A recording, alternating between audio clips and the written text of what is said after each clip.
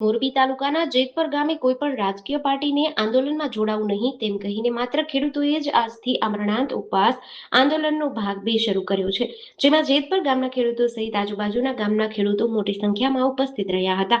અહીં મોટી સંખ્યામાં મહિલાઓ પણ હાજર હતી. આ બાબતે વાત કરીએ તો ખેડૂતોના ખેતરમાં વીજ કંપનીઓ કોઈ વળતર ચૂકવ્યા વગર દાદાગીરીથી વીજ થાંભલા નાખે છે અને પોલીસ રક્ષણ મેળવીને ખેડૂતો ઉપર જુલમ અને દાદાગીરી કરવામાં આવતી હોય તેના વિરોધમાં જેતપર ગામે ખેડૂતોનું આંદોલન ચાલતું હતું.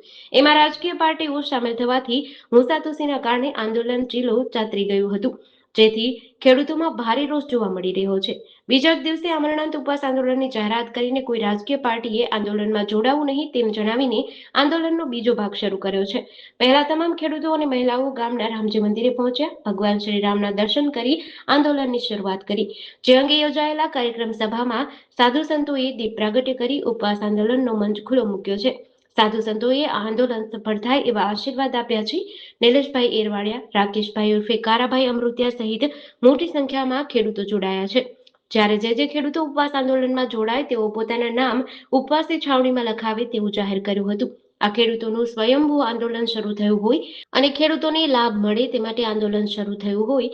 આજુબાજુના ગામના ખેડૂતો આ ઉપવાસની છાવણીમાં આવે અને આંદોલનને ટેકો જાહેર કરે તેવું આહવાન વિદરકા ગામના ખેડૂતો દીપકભા ગઢવીએ કર્યું છે. જીડીસી ન્યૂઝ સાથે શ્રીકાંત પટેલ, મોરબી.